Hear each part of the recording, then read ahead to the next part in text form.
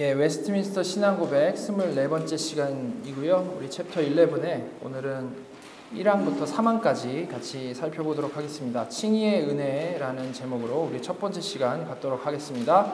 우리 에베소서 2장 8절과 9절을 한 목소리로 봉독하도록 하겠습니다.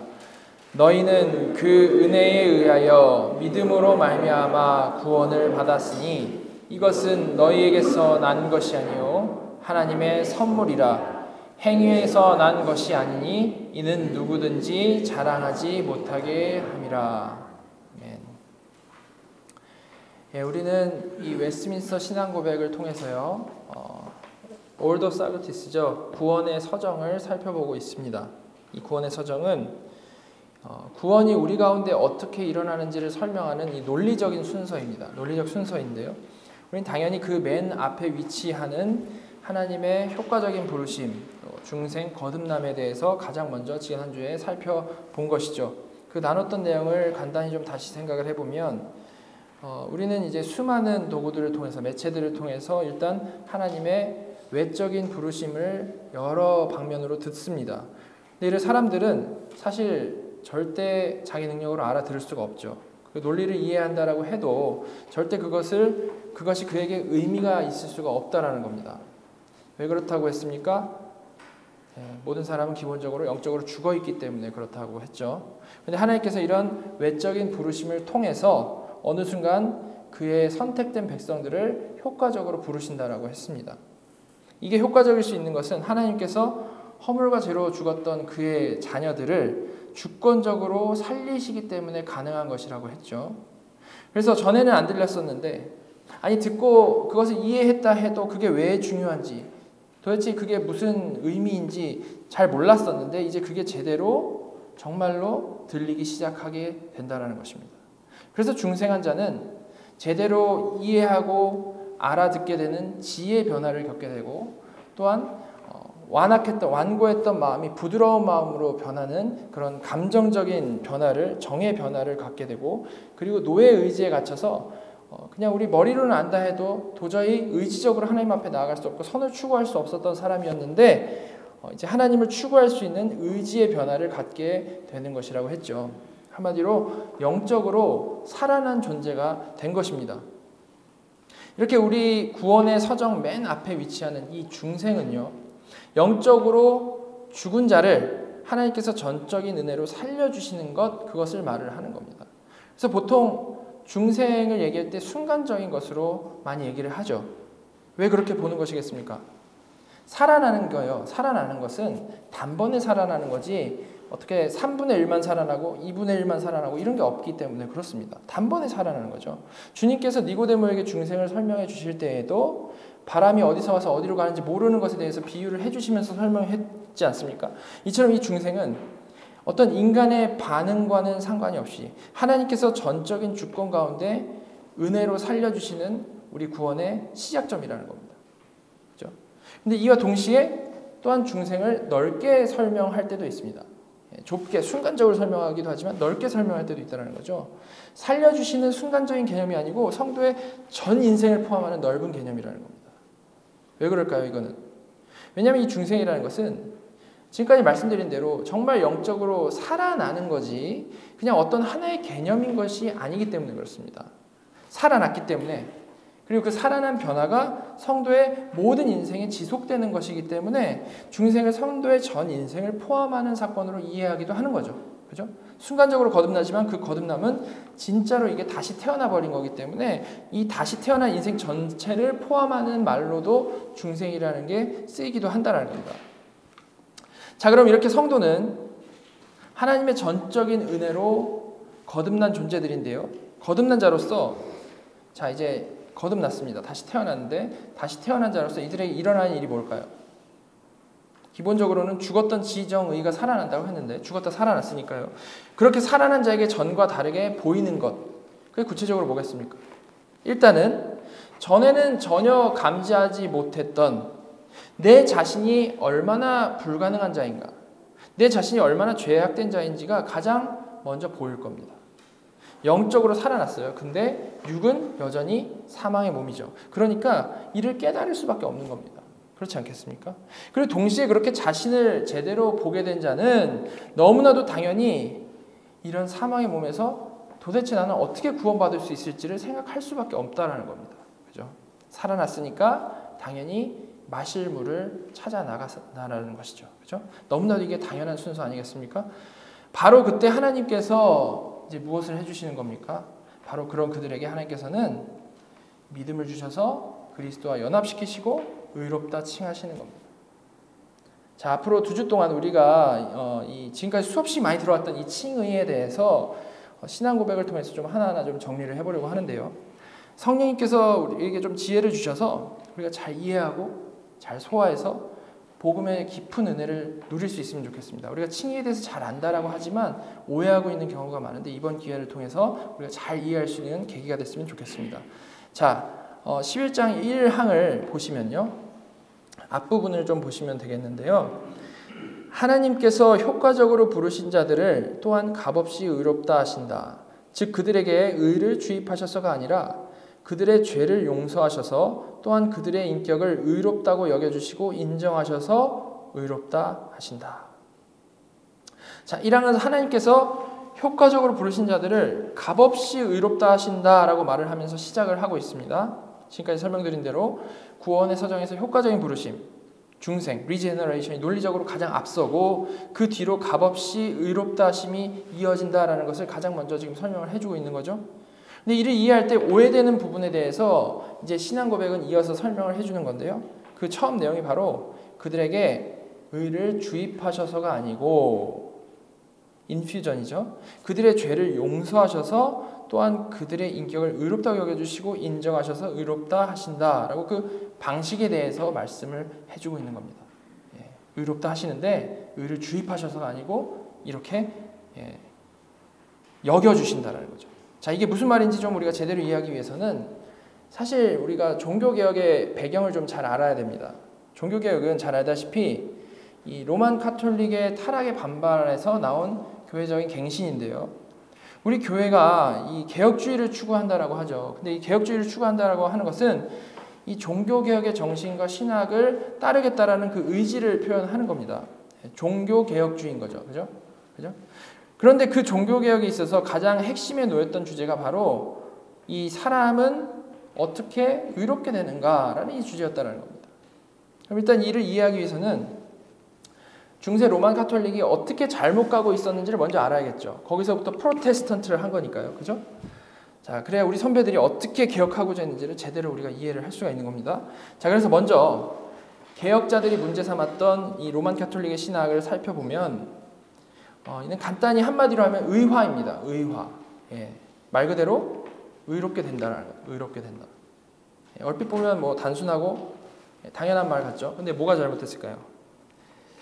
먼저 카톨릭이 이를 어떤 식으로 이해했는지를 알기 위해서 그들이 가지고 있던 그 신학적 배경부터 좀 간단히 얘기를 해보면 의롭게 됨을 말하기 전에 먼저 그들이 타락을 어떻게 이해를 했는지, 사람의 타락을 어떻게 이해했는지를 좀 보면요.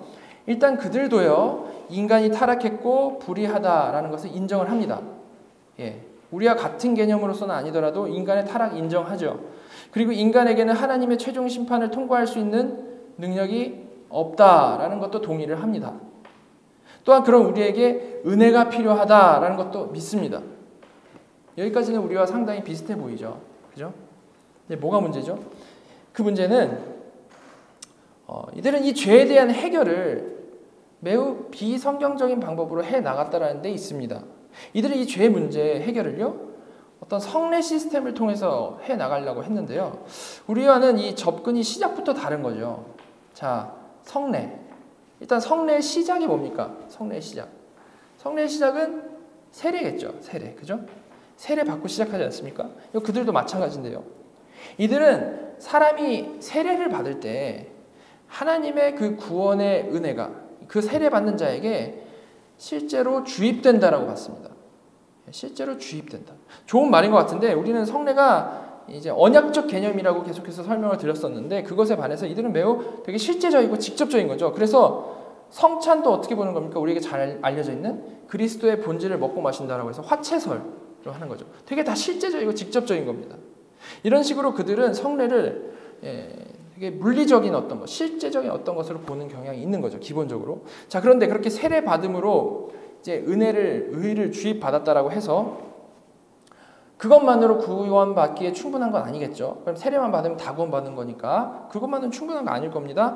그 이유는 이제 그들이 믿는 이 의의 주입이라는 것을 우리가 좀 잘 이해하면 지금 어떻게 돌아가는 건지를 좀 알 수가 있는데요.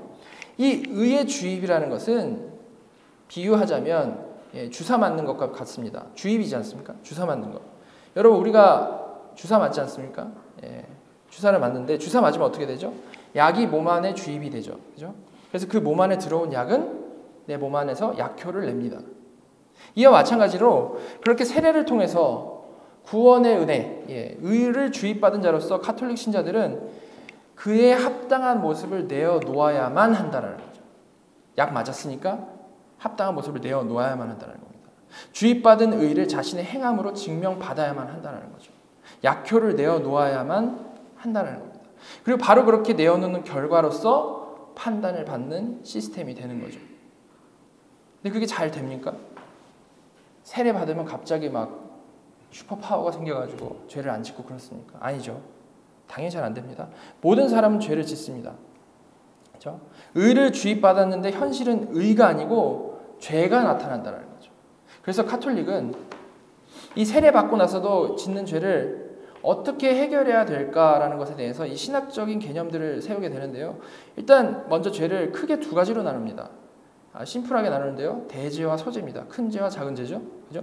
아마 이제 들어보셨을 텐데 7가지 대죄 뭐 이런 것들이 있죠. 그런 거 포함해가지고 또 그들 나름대로 교회적으로 정한 여러 가지 죄들을 대죄로 놓습니다. 큰 죄죠. 이 대죄 지으면 그럼 어떻게 된다라고 보는 거겠습니까? 말 그대로 큰 죄니까 세례 받은 사람일지라도 어디까지 가냐면 은혜 받은 상태에서 떨어지게 된다고 보는 겁니다. 그러니까 만약에 이런 대죄를 짓고 죽어버리면 지옥 가는 거죠. 그죠? 이렇게 천주교는 구원에서 탈락할 수가 있는 겁니다. 언제든지. 그러니까 당연히 그들은 개신교의 뭘 싫어하겠습니까? 어떤 교리 싫어할까요? 구원의 확신 교리를 진짜 싫어하죠. 아주 저주를 하죠. 자, 그럼 그렇게 대죄를 지은 사람 그걸로 끝일까요? 그냥 지옥 가는 걸까요? 당연히 아니겠죠. 그 대죄를 해결하는 방법도 이들은 성례적으로 마련을 하고 있는데 그것이 바로 이제 우리가 영화에서 많이 본 고해성사인 겁니다. 고해성사를 통해서 죄를 고백하고 회개하고 사죄하고 또 신부가 시키는 대로 보속 행위들을 하면 다시 회복이 되는 거죠. 그리고 성찬을 통해서 다시 그 이제 은혜를 다시 주사 맞는 은혜를 재주입받는 겁니다. 성찬을 통해서. 예수님의 그 본질의 살과 피를 실제로 먹고 마심으로 다시 은혜를 주입받는 거죠. 바로 이런 생활의 반복이 가톨릭 신자의 삶인 겁니다. 당연히 구원의 확신은 가질 수가 없겠죠. 자, 그럼 대죄는 그런데 소죄는 어떨까요? 소죄 짓는다고 대죄처럼 구원에서 탈락하는 정도는 아닌 겁니다. 근데 그 상태로 죽게 되면 소죄가 있으니까 천국도 못 가는 거죠. 지옥도 아니고 천국도 아니고 도대체 어디로 갈까요? 바로 거기서 이제 연옥이라는 개념이 있는 겁니다. 연옥은 그렇게 천국 가기 애매한 자들을 이제 정화해주는 장소인 거죠. 거기서 자신의 죄의 정도에 따라 정화를 받고 결국 천국에 갈 수 있다라고 이제 보는 겁니다. 이 가톨릭 교리가 좀 진짜 이상한 부분은 연옥 간 자들, 먼저 죽은 자들이 이 정화되는 기간을 단축시켜주기 위해서 이 살아있는 사람들이 그를 위해서 기도하고 애쓸 수가 있다라고 보는 겁니다. 이제 이런 맥락에서 중세 면죄부가 나온 거죠. 아버지가 돌아가셨는데 연옥에서 고생하고 있으니까 네가 여기다 돈 내면 지금 그 연옥 기간 단축해줄게. 이게 면죄부인 겁니다. 자, 간단히 이렇게 구원받는 시스템이 가톨릭에서는 이렇게 돌아가는 것이죠. 그러니까 말은 은혜를 얘기합니다. 예수 그리스도를 얘기하죠. 그렇지만 사실은 의를 주입받은 자가 자기 스스로 의로운 행위를 내어놓을 때까지 이를 가능하도록 옆에서 그냥 도와주는 시스템일 뿐인 것이죠. 세례로 의를 주입받고 실패하면 고해성사하고 다시 성찬으로 의를 주입받고 하면서 잘할 때까지 계속 그 패턴을 유지하는 겁니다. 물론 우리가 알다시피 사람은 완벽해질 수가 없죠. 그렇죠? 완벽히 잘할 수 없습니다. 그러니까 이런 교리 아래서는 어떨까요? 마틴 루터가 그랬던 것처럼 늘 불안한 마음에 살 수밖에 없는 겁니다.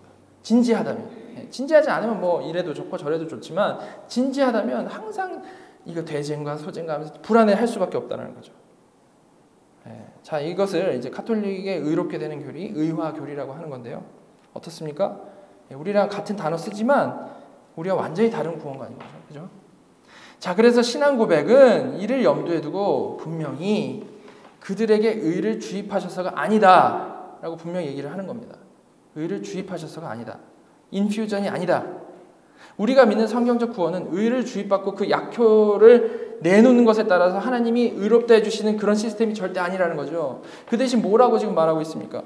그 주님의 값없이 의롭다 칭해 주시는 방식은 그들의 죄를 용서해 주시는 거고, 또한 그들의 인격을 의롭다고 여겨주시고 인정하시는 것이다 라고 말씀을 하고 있습니다. 주입받아서 그만큼 결과를 내어놓는 형태가 아니고 조건 없이 용서해 주시고 의롭다고 여겨주시는 방식, 간주해 주시는 그러한 방식이라는 거죠. 의의 전가에 대해서 얘기를 하는 겁니다. 자, 여러분, 그런데 이미 우리가 가진 관점으로 보지 말고요. 우리는 뭐 항상 이렇게 생각해 왔으니까요. 그냥 일반적인 사람들의 눈으로 이 카톨릭의 교리와 우리의 교리를 딱 보게 된다면, 일단 카톨릭은 매우 정당한 방식으로 하나님께 인정받으려고 노력한다라고 보일 수 있습니다. 그렇지 않겠습니까? 어떻게든 의로워질 때까지 고해 성사를 통해서, 보속을 통해서, 성찬을 통해서 끊임없이 다시 노력하고 최선을 다하는 모습인 것 같죠.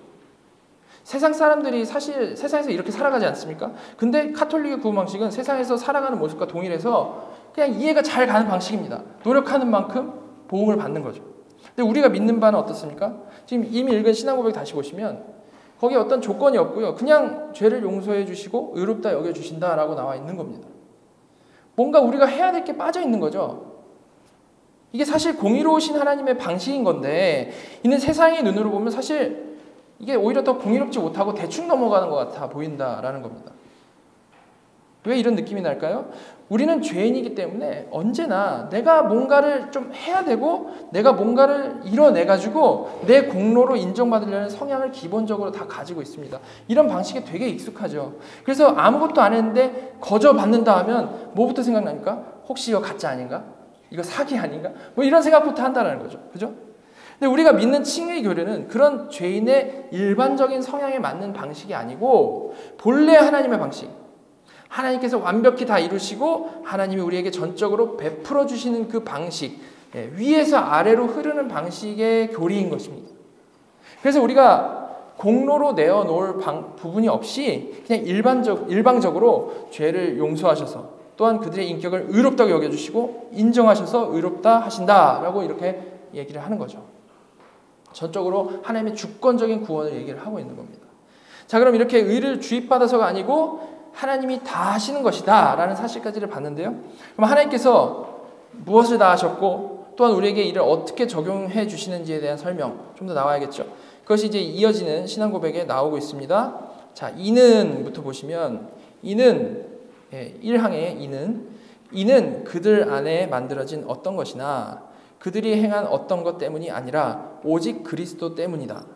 또한 믿음 자체나 믿는 행위나 복음에 순종하는 다른 어떤 것을 그들의 의로 그들에게 전가하셔서가 아니라 그리스도의 순종과 속죄를 그들에게 전가하셔서 의롭다 하신다. 뭐라고 설명합니까? 카톨릭처럼 그 안에 만들어진 어떤 것, 행한 것 때문이 아니고 그 의롭다 해주시는 공로는 오직 예수님 때문이다 라고 분명히 설명을 하고 있죠. 우리는 아무런 할 거 없고 정말 오직 그리스도 때문이라는 겁니다. 정말로 오직 그리스도 때문에. 물론 카톨릭도 역시 그리스도를 믿는다라고 말을 하죠. 그러나 그들은 그리스도의 의를 주입받아서 그 후로부터 내가 열심히 의를 내어놓아야만 하고 그것으로 평가받아야만 하고 그렇지 못하면 구원까지 취소될 수 있다라고 보는 건데요. 그러나 우리는 그렇게 그리스도의 의를 주입받아서 내어놓는 그런 방식이 아니고 그리스도의 순종과 속죄, 그리스도께서 다 이루신 의를 전가받아가지고 의롭다 여김받는 방식이라는 겁니다. 쉽게 말해서 천주교는 의를 주사맞고 그 주사맞은 약효 내보여야 진짜 의로운 것으로 인정받는 데 반해서 개혁주의는 그리스도께서 완벽한 순종으로 다 이루신 그 의를, 다시 말해서 지금도 아니에요. 2000년 전에 다 이루신 그 의를 겉옷을 넘겨받듯이 전가받아가지고 의롭다함을 받는 방식이라는 겁니다. 그래서 우리가 설령 그 그리스도의 의의 겉옷 안에서 여전히 죄를 짓는다 할지라도 제대로 된 겉옷을 우리는 입었기 때문에 그로 인해 구원에서 탈락될 수 없다라는 거죠. 이렇게 하나님의 심판대에서 그 의로운 겉옷은 우리 죄를 다 덮어버려가지고 결코 정죄함이 없게 하시는 겁니다. 하나님 편에서 100% 다 이루신 의이기 때문에 내 편에서는 절대 더하거나 뺄 수 없는 것이 바로 의를 전가받는 것이라는 말이죠. 내가 뭘 어떻게 해가지고 더하거나 뺄 수가 없다는 거예요. 우리가 의롭다함을 받는 것이 이렇게 우리의 내적인 의, 내 안에서 나오는 어떤 내적인 의가 아니고 외부로부터 오는 의의 겉옷인 것이기 때문에 마틴 루터는 이를 낯선 의라고 했습니다. 영어로는 alien righteousness라고 했어요. 낯선 의. 내 안에서 나오는 의가 아니고 예수님이 나에게 겉옷을 입혀주는 거기 때문에 낯선 의이다. 이렇게 가톨릭의 구원관과 우리의 구원관은 무게중심이 완전히 반대에 있는 거죠. 그죠? 차이가 이해되십니까?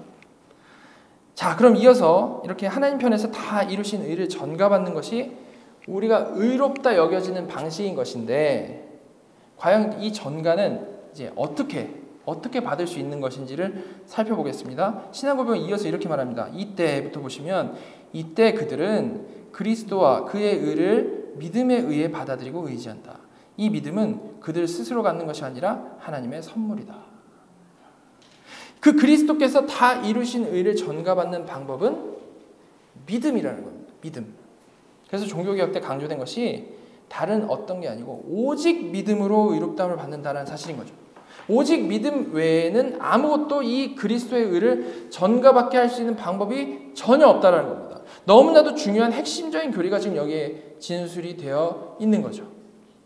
근데 이 중요한 교리를 이해할 때 그 조건이 되는 믿음이라는 것이 과연 무엇인지에 대해서 오해하지 않는 것이 참 중요합니다. 오직 믿음 다 믿으면서도 이거 오해하는 사람이 많은데 오해하지 않는 게 너무나도 중요하다는 거죠. 이거 사실 사람들이 너무 많이 오해해서 지금 이 신앙고백에서도 사실 분명히 지금 설명을 하고 있는 부분인데요. 우리가 이미 읽은 신앙고백 위에 줄 다시 보시면 조금 전에 읽었던 그 부분을 보시면 믿음 자체나 믿는 행위나 복음에 순종하는 다른 어떤 것을 그들의 의로 그들에게 전가하셔서가 아니라 라고 분명히 나와 있습니다.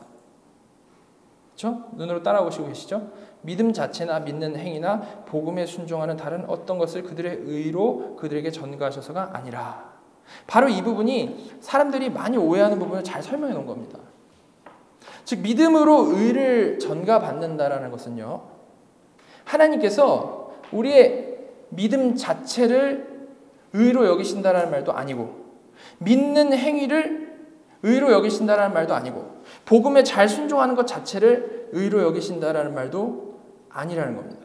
다시 말해서 우리가 아주 어떤 강렬한 경험, 강렬한 체험을 했다고 해서 우리가 정말 순종하는 행위들을 잘 해냈다라고 해서 그런 것들을 보시고 이를 의로 여겨주시는 게 아니라는 거죠. 좀 더 쉽게 말해서 우리가 영접 기도를 아주 진실되게 잘했다라고 해서 강대상에 감동해서 빨리 뛰어나갔다라고 해서 진실되게 눈물 흘리며 기도하고 찬양했다라고 해서 혹은 언젠가부터 착한 행위들을 많이 내어놓았다라고 해서 하나님께서 그런 모습들이 기특해서 이를 의로 여겨주시는 것이 아니다라는 겁니다.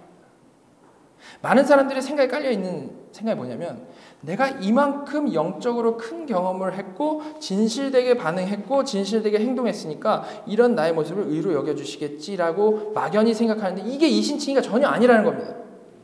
이런 모습은 이신칭의에서 뭐가 중요한지를 제대로 이해를 못하는 거죠. 이런 생각은 아무리 이게 정말로 진실된 모습이라 할지라도 정말 퓨어하게 그런 마음을 가졌다 할지라도 정말 눈물로 진실되게 고백했다 할지라도 자 이런 생각은 뭘 믿는 겁니까? 이건 뭐죠? 뭘 믿는 거죠? 여전히 내가 잘한 어떤 것을 믿는 것일 뿐인 겁니다. 내가 잘한 거, 내가 잘 믿은 거, 내가 은혜 받은 거, 내가 감동한 거 그런 내가 경험하고 이뤄낸 그 사건 자체를 믿는 거죠. 그렇게 믿을 때 우리가 그런 식으로 믿음을 이해할 때 항상 이어지는 생각이 뭐냐면요. 살다가 그런 옛날에 그 뜨거움이 식게 되면 내가 사실 안 믿고 있었던 거 아닌가? 믿었다고 착각했던 거 아닌가? 등등의 생각을 하게 되는 겁니다. 사람들의 그 믿음에 대한 이해가 이렇다 보니까 많은 사람들이 뜨거운 경험을 다시 찾기를 원하면서, 그거 자체는 좋은 건데 원하면서 첫사랑을 회복해야 한다라며 하면서 그때 그 믿음으로서는 하나님께 인정받을 수 있었을 것 같은데 지금 내 믿음으로는 아닌 것 같아라는 생각을 갖게 되는 거죠. 여러분, 근데 진짜 믿음은 그런 게 아니라는 겁니다. 우리가 이신칭이 말할 때 중요하게 생각해야 하는 참된 믿음은요, 어떠한 나의 경험 이전에 방향성이 분명한 믿음인 겁니다. 방향성. 무슨 말입니까? 과연 내가 누구를 믿게 되었는가가 가장 중요하다. 다시 말해서 전적으로 나는 그리스도와 그의 의를 믿게 되었는가 아닌가가 가장 중요하다는 거죠. 절대 내가 잘한 부분, 내가 경험한 어떤 그 상태, 상황, 기분을 믿는 게 아니고 정말 주님이 다 이루셨구나를 믿는 게 믿음이라는 겁니다. 물론 그렇게 믿을 때 그 반응을 우리가 뜨겁고 강렬하게 하면 좋겠죠. 너무 좋죠. 너무 감사한 겁니다. 그러나 절대 그게 기특해서라거나 그 반응이 강렬했기 때문에 하나님께서 나를 의롭다 칭해 주시는 게 아니고 정확히 내가 예수 그리스도를 믿는 거예요. 내 경험을 믿는 게 아니라 다 이루신 예수 그리스도를 신뢰함으로 하나님께서는 그때 그 그리스도의 의를 전가시켜 주셔서 의롭다 칭해 주신다는 거예요. 이해가 되십니까? 코넬리우스 프렁크 목사님은 이에 대해서 이렇게 말했죠. 많은 사람들은 죄에 대한 슬픔이든 구원에 대한 진실한 소망이든 거룩해지고 싶은 갈망이든 성령님께서 우리 안에 일하고 계시는 어떤 증거든 우리는 우리 안에 하나님께서 인정하실 만한 뭔가가 있어야 하나님께서 우리를 의롭다고 선언하실 것이라고 생각합니다. 하지만 이렇게 할 때마다 우리는 로마 카톨릭의 교리인 주입된 의로 돌아가는 것임을 기억해야 합니다. 왜 이게 로마 카톨릭으로 돌아가는 겁니까? 왜냐하면 그게 아무리 괜찮은 정말 진실된 신앙적인 생각이라 할지라도 이는 기본적으로 내가 무언가 그럴싸한 것을 경험을 해야 내어놓아야만 하나님께 인정된다라고 생각하는 것이 깔려있기 때문에 그런 거죠. 이는 주입된 의를 가지고 의를 내어놓아야만 의롭다고 여겨주신다라는 그 생각하는 바로 그 생각과 같은 맥락인 거라는 말입니다. 그러나 그게 아니고 우리는 오직 하나님께 선물로 받은 그리스도를 믿는 믿음으로 오직 그 믿음을 도구로 그리스도의 의를 전가받아 의롭다 칭함을 받는다는 것이죠. 자, 다시 정리하면 죄인이 거듭나서 영의 눈을 뜹니다. 그리고 이제 하나님을 찾게 되는데 하나님께서는 선물로 우리에게 믿음을 주시죠.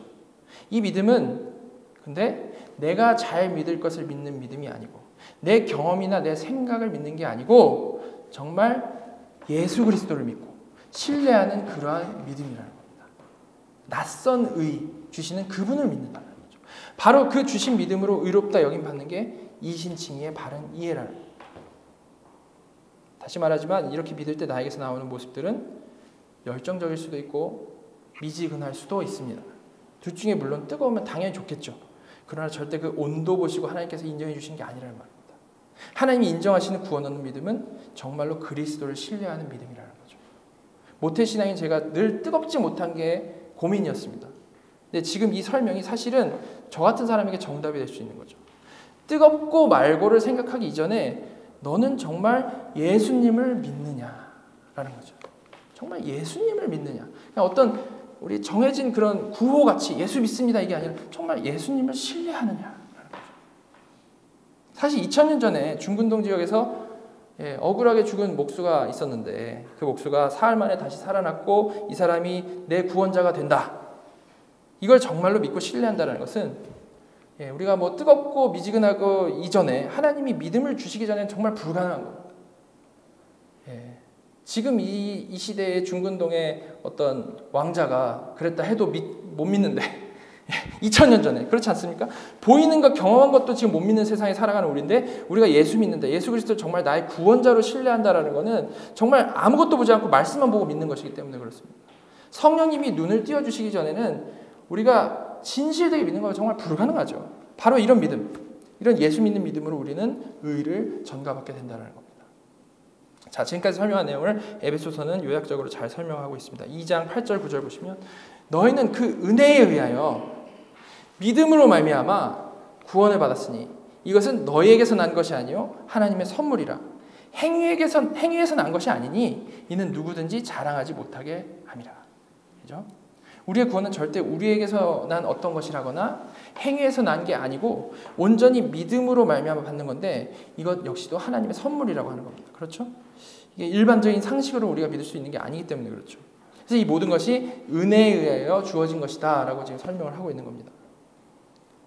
무슨 말일까? 전적으로 하나님이 다 하시고 우리에게 정말로 거저 주신 것이 우리의 구원이라는 거죠.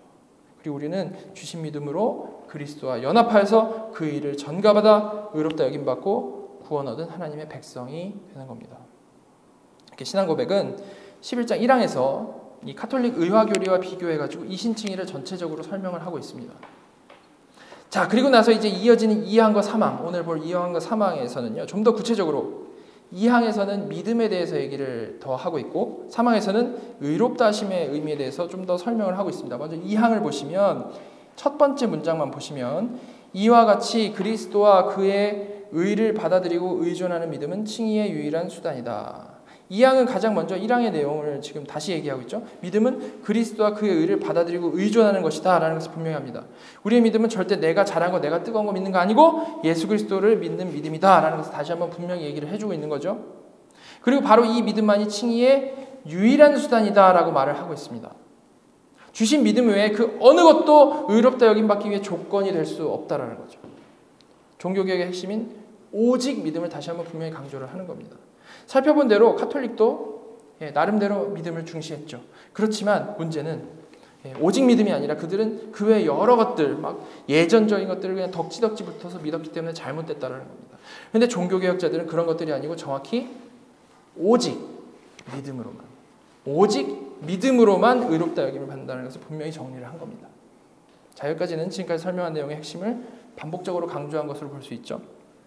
자, 그런데 이어진 내용은요. 앞서 설명한 오직 믿음이라는 사실로 인해 사람들이 이제 오해할 수 있는 부분에 대하여 오해하지 않도록 분명히 짚어주는 내용이 나오고 있습니다. 보통 사람들은 극단에서 극단으로 움직이는 걸 편해합니다. 왜냐하면 극단이 뭔가 속 시원하고 이해하기 편하기 때문에 그렇죠. 그래서 오직 믿음이라는 진리를 이미 이제 분명히 설명을 했지만 동시에 이를 또 오해해서 극단적으로 갈까봐 좀 더 구체적인 설명을 이제 여기서도 덧붙여 주는 겁니다. 이어서 보시면 그렇지만 믿음은 의롭다함을 받은 사람 안에서 홀로 있는 게 아니라 언제나 다른 모든 구원의 은혜들과 함께 있으며 그것은 죽은 믿음이 아니라 사랑으로 역사하는 믿음이다. 무슨 의미입니까? 하나님이 선물로 주신 이 믿음은 절대 그것만 고립돼가지고 딱 그것만 홀로 있을 수 있는 믿음이 아니다라는 거죠. 혼자일 수가 없고 늘 다른 모든 구원의 은혜들과 함께 존재한다라는 겁니다. 다른 은혜들 모르겠습니까? 기쁨, 인내, 평강, 소망, 사랑 등등등 여러 가지가 있겠죠. 그죠? 구원받았기 때문에 생겨난 복된 마음의 열매들을 말을 하는 겁니다. 사실 이거 너무 당연한 거죠. 그렇지 않습니까? 거듭났고 믿음으로 의롭다 여김받은 성도에게 약속된 대로 성령님이 내주하시게 되죠. 그죠? 그런데 그 내주하신 성령께서는 우리 안에서 무엇을 하십니까? 우리 마음 가운데 새 마음을 창조하시고 점점 더 견고하고 그것을 풍성하게 하시죠. 이것은 성경적으로도 우리 경험적으로 너무나도 당연한 겁니다. 그런데 이렇게 성경을 전체적으로 생각하지를 못하고 그냥 또 오직 믿음이라고 하니까 우리 안에 마치 믿음만 있고 다른 새로운 마음이 없는 것처럼 또 극단적인 생각으로 나아가기도 한다는 겁니다. 그래서 이런 설명이 덧붙여져 있는 거죠. 자, 이렇게 오직 믿음이라는 거는 오직 믿음만이 우리가 의롭다 여김받는 도구가 된다라는 거지 다른 것은 절대 그 자리에 놓을 수 없다는 의미에서 오직 믿음이라는 것이지 거듭난 성도의 마음 가운데 딱 오직 믿음만 있다라는 말은 아니라는 거죠. 그래서 신앙 고백은 이런 내용을 다 포함해서 이게 갈라디아서 5장 6절의 표현인데요. 우리의 믿음을 죽은 믿음이 아니고 사랑으로 역사하는 믿음이라고 설명을 하고 있는 겁니다. 사랑으로 역사하는 믿음.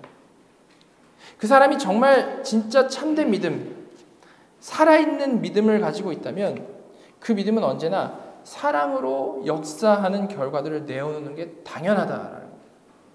그 경중은 다양하겠지만 진짜 믿음이라면 당연히 이렇게 될 수밖에 없다라는 겁니다. 이게 이렇게 절대 이 다른 은혜들이 우리를 의롭다는 조건으로는 올 수 없습니다. 오직 믿음만이 의롭다 여김받는 도구인 것이 맞지만 동시에 진짜 믿음으로 의롭다함을 받은 성도에게는 절대 다른 은혜들이 없을 수도 없다는 거죠. 자, 다시 말해서 하나님이 믿음 주셔서 의롭다 여김받은 성도는 삶 가운데 사랑의 역사들이 나타날 수밖에 없고 나타나야 정상이다. 자, 지금까지 설명드린 이 내용들은요, 사실 우리가 평소에 늘상 얘기했던 것, 성도는 오직 믿음으로 칭의를 받는데 칭의 받은 자에게 성화가 절대 없을 수는 없다라는 그 내용인 겁니다. 그거죠, 정확히. 그게 도대체 무슨 말인지를 자세히 풀어서 지금 이렇게 쭉 설명이 된 겁니다. 제가 지난번에 죄에 대해서 설명을 드릴 때요, 죄는 뭐와 뭐로 나뉘어졌다라고 했습니까? 죄책과 오염으로 나뉘어져 있다라고 했죠. 이것의 해결은 법정적인 해결인 칭의와 실제적인 해결인 성화로 나뉘어진다라고 했습니다. 그때도 칭의와 성화가 이렇게 구분되기는 하지만 절대로 떼어질 수 없는 것이다라는 설명을 해드렸죠. 근데 오늘 이 이신칭의를 설명할 때도 우리를 의롭다 여김받게 하는 하나님의 선물로 주신 믿음은 언제나 사랑으로 역사하는 믿음이기 때문에, 갈라디아서 말대로 사랑으로 역사하는 믿음이기 때문에 성화와 칭의가 구별될지라도 절대 떨어질 수 없음을 같이 또 설명할 수밖에 없는 겁니다. 여러분, 이렇게 우리의 구원은 그냥 영접기도 따라하고 의롭다함 받고 죽어서 천국 가는 그런 어떤 공식적인 게 아니고요, 하나님이 주신 살아있는 믿음으로 법정적으로 의를 전가받고 동시에 성령님이 이루어 가시는 사랑으로 역사하는 믿음으로 매 순간을 살아가는 칭의와 성화 전체를 아우르는 전인격적인 거라는 겁니다. 내가 구원받는 거죠. 한 인격이 그렇게 구원받는 거라는 거예요. 이렇게 칭의와 성화는 진짜 동전의 앞뒷면처럼 절대 떨어져서 생각될 수가 없는 거죠. 신학을 전체적으로 이해하면 이거 너무나도 이게 당연한, 여러 곳에서 당연한 결론으로 튀어나오는 겁니다. 그래서 헤르만 바빙크는 이 칭의와 성화의 공통점과 차이점을 이렇게 설명했죠. 칭의와 성화는 사실 그리스도 전체라는 똑같은 유익을 준다. 하지만 그리스도를 주는 방식에 있어서 차이가 있을 뿐이다. 칭의에서는 그리스도가 우리에게 법적으로 주어지며 성화에서는 윤리적으로 주어진다. 칭의를 통해 우리는 그리스도 안에서 하나님의 의가 되며 성화를 통해서는 그리스도가 성령으로 친히 우리 안에 거하시며 우리를 그리스도의 형상으로 새롭게 하신다. 또 같은 맥락으로 칼빈도 이렇게 얘기하죠. 만일 누군가가 칭의로부터 성화를 분리시키려 한다면 그것은 그리스도를 산산조각 내는 일이다. 이렇게 얘기를 하고 있습니다. 이렇게 우리가 죄에 대해서 제대로 이해를 하고 있고 또한 우리가 받은 구원이 무엇인지에 대해서 제대로 이해하고 있다면 이 칭의와 성화는 늘 같이 가는 것이라는 사실을 절대로 의심을 할 수가 없는 겁니다. 하나님께서 우리를 주권적으로 구원하신다는 것을 우리가 정말로 믿는다면, 자, 주권적으로 구원하셔요. 주권적으로 의롭다 하시는 것을 믿을 뿐만이 아니고 주권적으로 거룩하게 하신다는 것도 당연히 믿어야죠. 그죠? 다시 말해서 성화를 믿는 것은요, 성령님을 믿고 신뢰한다는 말입니다. 성령님을 믿고 신뢰한다. 자, 이전에 세대주의라고 있는데 세대주의 진영에 속해 있던 반율법주의자들이 있었습니다. 안티노미안이라고 하는데 그들이 칭의를 받았을지라도 아무런 열매를 맺지 못하는 것이 가능하다라고 주장을 했었습니다. 그리고 이런 상태에 있는 사람들을 그들이 이제 명명하기를 육적 그리스도인이다라고 명명을 했죠. 혹시 이런 거 들어보셨을 수도 있습니다. 이런 표현 막 쓰시는 분들도 있는데요.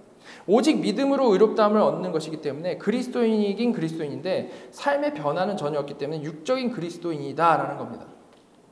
그러나 개혁주의는 제가 지금까지 설명해드린 이유로 인해서 다시 말해서 진짜 하나님이 주신 믿음으로 칭의함을 받은 자라면, 정말로 칭의함을 받은 자라면 그 믿음은 살아있는 사랑으로 역사하는 믿음일 수밖에 없기 때문에 그런 육적 그리스도인이라는 개념은 절대 성립될 수 없다는 것을 아주 분명히 했습니다.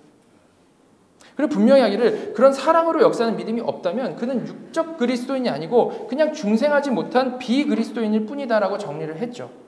역사적으로 다 있는 얘기입니다. 이렇게 우리가 이 이신칭의 개념을 제대로 우리가 정말로 이해를 하게 되면 이 양쪽 극단, 의가 주입되었다라고 생각을 해서 어떤 의를 자기가 내어놓아야만 의인으로 인정받는 이 로만 카톨릭이 왜 잘못됐는지, 그리고 전가된 의를 주장하면서도 이를 그냥 기계적으로 생각해서 공식적으로 이해해가지고 이 사랑으로 역사하는 믿음이라는 개념을 놓쳐버린 이 안티노미안들, 반율법주의자들이 왜 잘못됐는지를 정확히 분별할 수가 있는 거죠. 루터도요, 우리가 너무나도 잘 알죠. 처음에는 이런 개념을 잘 발전시키지 못해가지고 야고보서를 이제 지푸라기 서신이라고 했습니다. 근데요, 나중에는 이 사람도 바꿨어요. 생각을 바꿔가지고 야고보서가 사도적 권위가 있다고 인정을 했죠. 이처럼 우리에게 복음에 대한 이해가 온전해지면 온전해질수록 당연히 이런 귀한 균형이 잡혀갈 수밖에 없다는 거예요. 자, 이렇게 신앙 고백은 2항에서 오직 믿음이라는 것의 의미와 그 특징에 대해서 더 분명하게 설명을 했습니다. 그리고 이제 이어지는 3항에서는 오직 믿음으로 의를 전가받는다라고 할 때에 그 전가되는 그리스도께서 이루신 의가 무엇인지에 대해서 좀 더 구체적으로 설명을 해주고 있습니다. 3항입니다. 그리스도께서 자신의 순종과 죽음에 의해 이같이 의롭다함을 받은 모든 사람들의 빚을 완전히 갚아주셨고 그들을 위하여 하나님 아버지의 공의에 대해 합당하고 참되고 충분한 만족을 드렸다. 그렇지만 아버지께서 그들을 위하여 그리스도를 주셨고 그들을 대신하여 그의 순종과 속죄가 받아들여졌으며 또한 그들의 칭의는 그들 안에 있는 어떤 것 때문이 아니고 오직 값없는 은혜로 말미암은 것이다. 이는 하나님의 엄정한 공의와 풍성한 은혜 둘 모두가 죄인들의 칭의를 통해 영광을 받도록 합니다. 여기서는 먼저 그리스도께서 자신의 순종과 죽음에 의해 이같이 의롭다함을 받은 모든 사람들의 빚을 완전히 갚아주셨다라고 말을 하면서 시작을 하고 있습니다. 그리스도께서 우리가 이미 살펴본 대로 완전한 순종을 하셨죠. 완벽한 순종을 하셨습니다. 근데 그 순종을 어디다 쓰셨는고 하니 바로 믿음으로 의롭다함을 얻은 자들, 선택된 자들의 죄값을 완벽히 치르는 데 사용하셨다는 거죠. 그리고 이는 단순히 우리를 대신해서 죄값만 치르신 게 아니고 다른 한편으로는 절대 불의한 자를 간과하실 수 없는 공의로우신 아버지, 그 앞에서 완벽한 의로움으로 그 공의를 만족시키는데 또한 사용하셨다는 겁니다. 이런 신앙 고백은 그들을 위하여 하나님 아버지의 공의에 대해 합당하고 참되고 충분한 만족을 드렸다는 거죠. 주님의 순종으로 인해서. 이렇게 주님은 우리 대신에 순종하고 죽으심으로 선택된 자들의 죄를 완벽히 대속해 주셨고요. 또한 공의로우신 아버지의 그 공의, 절대 대충 넘어가실 수 없는 아버지의 공의도 완벽히 만족시켜 주신 것입니다. 여러분, 이 주님의 순종으로 인한 이 혜택은요, 사실 우리에게 익숙해서 그렇지 이게 정말 엄청난 일이죠. 그죠? 하나님께서 직접 이 100년도 못 사는 이 우리 같은 피조물들을 위해서 인간이 되시고 진짜 인간으로서 인생을 사시고 고난당하시고 죽으셨다라는 이 사실, 이건 말입니다. 사실 정말 주님이 순종하시기 위해 치르신 이 엄청난 대가는요, 우리로서는 상상할 수 없는 수준인 것이죠. 그런데 그러할지라도 신앙 고백에서 지금 뭐라고 하고 있습니까? 그럼에도 아버지께서는 우리를 위하여 그리스도를 주셨고 그럼에도 우리를 대신하여 이르신 순종과 속죄를 받으셨으며 의롭다 여겨주셨다라고 말합니다. 우리를 위해서. 이 너무 감사한 일이죠. 잘 묵상해 보면. 그래서 신앙 고백은 이는 완전히 값없는 은혜로 말미암은 것이다 라고 설명을 하고 있는 겁니다. 여러분, 이렇게 주님께서 우리를 위해 순종하시고 성도가 그 혜택을 누리고 있는 것은 절대 이게 우리가 맨날 듣기 때문에 너무 당연한 것이 아니라는 겁니다. 정말 그냥 너무 당연해서 값없이 은혜로 베풀어 주신 게 아니죠.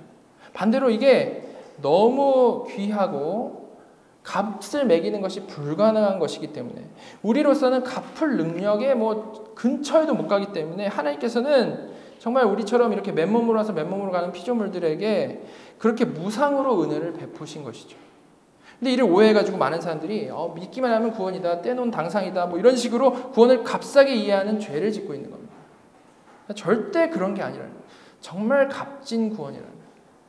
우리는 하나님의 은혜를 생각할 때 우리가 갚을 길이 없는 이 엄청난 것이라고 해서 하나님께서 그냥 거저 은혜로 주신 것이지 절대 그것이 값싼 것이라서 별거 아니라서 거저 주신 것이 아니라는 것을 분명히 알아야 되는 겁니다. 오히려 자녀라면 이에 드러난 하나님의 그 놀라운 사랑을 좀 깊이 묵상하고 그 가치를 더 깊이 알아서 하나님을 찬양하고 영광을 돌려야 마땅한 것이죠. 우리는 하나님이 우리를 위해 도대체 얼마나 놀라운 일을 하셨는지 정말 그것을 우리가 제대로 아는 만큼 정말 하나님을 영화롭게 하고 평생 동안 그를 즐거워하며 살아갈 수 있는 존재가 될 수 있다는 겁니다. 자, 오늘 11장에 우리가 여기까지 살펴볼 건데요. 오늘 나눈 내용 다시 한번 간단히만 정리하면 칭의의 핵심은 오직 믿음으로 의롭다 여김 받는 것이지 다른 어떤 것이 그 믿음에 더해질 수 없다라는 것이었습니다. 그럼에도 우리가 성화를 늘 같이 이야기하는 이유는 믿음 외에 다른 것을 더해가지고 하나님께 인정받자라는 게 전혀 아니고 그 하나님이 주신 믿음이 진짜라면 그 믿음은 성령님에 의해서 사랑으로 역사하는 믿음일 수밖에 없기 때문에 언제나 다른 구원의 은혜들을 같이 동반할 수밖에 없다라는 점에서 늘 같이 이야기할 수밖에 없다는 거죠. 이 관계를 우리는 잘 이해해야 한다는 겁니다. 자, 그런데 우리가 이를 다 이제 논리적으로는 이해하면서도 이 칭의의 은혜를 제대로 누리지 못할 때가 참 많습니다. 왜 그럴까요? 우리의 이 죄악된 본성이요. 끊임없이 이 칭의와 성화를 자꾸 섞어놓고요. 자꾸 나의 어떠함으로, 나의 경험으로, 나의 감정을 근거로 해서 하나님을 대하게 만들고 하나님께 나아가려고 하게 만들기 때문입니다. 말은 이신칭의를 외치고 그것에 대해서 이해하는 것 같으면서도 실제적으로는 아까 프랑코 목사님 말한 대로 카톨릭의 의의 주입식으로 돌아간다는 거죠. 내 마음이 지금 이런데 뭐 이런 식으로요. 그죠? 어떻게든 의를 내어놓아 이를 통해서 하나님께 인정받으려고 하는 그 경향이 계속해서 우리는 살아있다는 겁니다. 이게 우리의 본능이라는 거죠. 근데 이렇게 끝까지 나 자신을 놓지 못하는 우리의 죄성, 이걸 정말 너무나도 잘 아시는 주님께서 이런 우리들이 붙들 수 있는 정말 귀한 말씀을 주셨는데요. 그것이 바로 마지막에 나온 요한복음 6장 37절인 겁니다. 같이 한번 읽어보도록 하겠습니다. 시작. 아버지께서 내게 주시는 자는 다 내게로 올 것이요.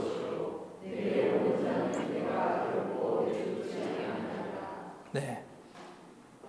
여기서 주님은 먼저 근본적인 원리를 먼저 말씀해 주십니다. 하나님께서 선택한 자, 곧 아버지께서 주님께 주신 자는 다 한 명도 예외 없이 주님께로 올 것이다 라고 분명히 말씀을 하십니다. 즉 이 말씀은 그렇게 오는데 절대 실패하거나 절대 낙오될 일 없다라는 거죠. 하나님께서는 분명히 구원할 자를 완벽히 구원하신다라는 말입니다. 그것이 하나님의 전능하심인 거죠. 자, 그리고 그렇게 근본적 원리를 말씀하신 주님께서는 이어서 너무나도 귀한 약속을 주시는데 그것은 바로 이어지는 내게 오는 자는 내가 결코 내쫓지 아니하리라입니다. 앞서 아버지께서 주님께 주신 자는 다 주님께 올 것이라고 말씀하신 것만을 우리가 읽었을 때는 이 말씀이 마치 주님이 어떤 버튼을 누르면 그에 합당한 자들이 싹 다 모이는 것처럼 어떤 선택된 자들을 기계적으로 소환하시는 개념으로 오해할 수도 있는 여지가 있죠. 그러나 바로 이어서 하신 주님의 이 말씀을 보게 되면 먼저 주님이 뭐라고 하셨습니까? 내게 오는 자는 이라고 말씀을 하고 있습니다. 내게 오는 자는. 즉 전혀 기계적이거나 강압적으로 불러 모으시는 게 아니고 정말 자발성을 가지고 주님께 나아오는 것에 대해서 말씀을 하시는 것임을 알 수가 있습니다. 하나님께서는 이렇게 우리가 자발적으로 나아오게 하시면서도 거기에 하나님의 뜻에 어긋남이 없이 선택하신 자들을 다 주님께 나아오시게 할 수 있다라는 거죠. 이거 역시 하나님의 전능하심인 겁니다. 자, 그런데 오늘 살펴본 내용을 여기에 대해 이제 적용을 해보면요. 이 주님께 오는 자들, 주님께 진짜로 나아오는 자들은 어떻게 올 수 있게 된 겁니까? 카톨릭처럼 성례의 도움을 받고도 아니고 아니면 어떤 극적인 감정이나 어떤 다른 구원의 은혜의 도움을 받아서 나오는 것도 아니고 뭡니까? 오직 예수 그리스도를 믿는 믿음으로 나오는 거죠. 예수님을 믿는 믿음. 내가 아무리 부족하고 내가 아무리 뜨거움이 없어도 내가 스스로 판단하기에 나아올 자격이 전혀 안 된다라고 생각을 해도 그 자기가 생각하기에 부족한 부분이 채워져야 주님께 나아올 수 있는 게 아니고 어떤 잘 준비된 나를 믿는 그런 믿음이 아니고 부르시는 예수 그리스도를 신뢰하는 그 믿음으로 주님께 나아갈 수 있다는 거예요. 근데 너무나도 감사하고 우리에게 확신을 주는 말씀이 뭡니까? 바로 그렇게 부족하지만 나아올 자격이 안 되지만 오직 예수님만 바라고 믿음으로 나온 자들을 주님께서는 그냥 내쫓지 않는 것도 아니고 결코 내쫓지 않는다라고 말씀하신 겁니다. 결코. 나는 정말 부족하고 엉망인데 어느 날 성경을 보고 예수님을 알게 됐어요. 그리고 그 예수님을 믿고 싶다는 마음도 생겼습니다. 바로 그 상태에서 그 마음으로 나아오게 되면 비록 삶은 아직 엉망일지라도 어떤 뜨거운 마음이 있는 것도 아니지만 눈물 콧물 흘리면서 뒤집혀진 것도 아니지만 그냥 그렇게 그 말씀에 의지해서 주님께 나아오게 되면 주님께서는 결코 내쫓지 아니하신다는 겁니다. 여러분 이 말씀의 이 강력한 위로가 느껴지십니까? 우리가 어떤 모습으로 나와도 결코 내쫓지 않으시는 주님. 우리가 잘 아는 철로역정의 저자 존 버녀는요. 책 제목이 예수 그리스도께로 나와 환영을 받으라 라는 책인데 이 요한복음 6장 37절에 주님께서 결코 내쫓지 아니하신다는 부분에 대해서 이런 묵상을 했습니다. 제가 읽어보겠습니다. 우리가 저는 큰 죄인입니다라고 말하면 그리스도는 나는 결코 내쫓지 않을 것이다 라고 말씀하신다. 우리가 저는 늙을 때까지 죄만 지은 죄인입니다라고 말하면 그리스도는 나는 결코 내쫓지 않을 것이다 라고 말씀하신다. 우리가 저는 마음이 강팍한 죄인입니다라고 말하면 그리스도는 나는 결코 내쫓지 않을 것이다 라고 말씀하신다. 우리가 저는 일평생 사탄을 섬겼습니다라고 말하면 그리스도는 나는 결코 내쫓지 않을 것이다 라고 말씀하신다. 우리가 저는 빛을 거슬러 죄를 지었습니다라고 말하면 그리스도는 나는 결코 내쫓지 않을 것이다 라고 말씀하신다. 우리가 저는 은혜를 거역하고 죄를 지었습니다라고 말하면 그리스도는 나는 결코 내쫓지 않을 것이다 라고 말씀하신다. 우리가 저는 내놓을 만한 선한 것이 아무것도 없습니다라고 말하면 그리스도는 나는 결코 내쫓지 않을 것이다 라고 말씀하신다. 번연은 이렇게 설명합니다. 이 주님의 약속은 모든 반론에 대답하기 위해 주어졌습니다. 이 약속은 모든 반론에 대답합니다. 나는 결코 내쫓지 아니하실 것이다. 여러분, 이렇게 우리는 그 외에 어떤 다른 조건이 아니고요, 정말 오직 주님을 믿는 믿음, 오직 주님만을 신뢰하는 믿음으로 주님께 나아가야 되는 겁니다. 내가 부족하니까 갇혀서 나아가는 게 아니고 내가 부족하니까 전적으로 주님만을 의지하며 나아간다는 거죠. 그런데 우리가 그렇게 믿음으로 나아갔을 때 사실 부족하기 때문에 거절하시면 어쩌지라는 생각을 사람이 가질 수밖에 없는데, 그런 우리의 마음을 아시고 주님께서는 이렇게 결코 너를 내쫓지 않겠다라고 약속까지 해주신 것이죠. 주님은 절대 우리를 내쫓지 않으시고요, 또한 내쫓지 않으실 뿐만이 아니라 의의 겉옷을 입혀주시며 잔치를 베풀어 주시는 주님이심을 믿으시기 바랍니다. 여러분, 이 주님께 나오는 자는 절대 내쫓지 아니하신다라는 것과 나아갈 때 그렇게 주님을 믿는 믿음 외에는 전혀 보지 않는 주님이시라는 것을 마음에 새기시고, 정말 어떠한 상황 가운데에서도 어떤 기분과 감정과 어떤 조건과 어떤 죄악 가운데 있은 그 상황 가운데서도 항상 회피하는 게 아니라 주님께로 나아가셔서 그 주님 안에서 하나님 나라를 풍성히 누리시는 복된 하나님의 자녀들 다 되시기를 간절히 소망합니다. 코너스톤 장로교회 교인 모두가 이런 진정한 자유함을 누리면서 살아갈 수 있기를 간절히 소망합니다. 같이 기도하도록 하겠습니다. 하나님, 허물과 죄로 죽었던 저희를 전적인 은혜로 살려주시고 또한 믿음 주셔서 의롭다 여겨주신 은혜에 감사드립니다. 하나님, 그런데 저희가 이를 잘 안다라고 하면서도 저희의 죄성은 자꾸 우리가 만들어낸 어떤 조건을 들고 하나님 앞에 서려고 하여서 하나님께서 거저주신 칭의의 그 참 자유함을 누리지 못할 때가 너무나도 많습니다. 하나님, 저희가 이 복음의 핵심을 더 온전히 깨닫게 하여 주셔서 나의 어떠한 조건이 아니라 오직 예수 그리스도를 신뢰하는 그 믿음으로, 나를 결코 내쫓지 않으실 주님을 믿는 그 믿음으로 하나님께 나아가 참 자유함과 참 평강을 누리며 살아갈 수 있게 인도하여 주시옵소서. 그리고 그렇게 온전한 믿음으로 의롭다함 받은 자로서 마땅히 내어놓아야 할 사랑으로 역사하는 믿음으로 열매 맺으며 살아가는 자들 다 되기 원합니다. 자녀된 자로서 아버지께 순종하는 삶 온전히 살아가며 그 기쁨 누리기를 간절히 원합니다. 그런 열망 주시고 또한 그 가치를 분명히 알아서 그 안에서 더 깊고 풍성한 영적 부활을 늘 발견하며 살아가게 인도하여 주시옵소서. 지금 살아계셔서 우리의 예배를 받으시는 우리 구주 예수 그리스도의 이름으로 감사하며 기도드렸습니다.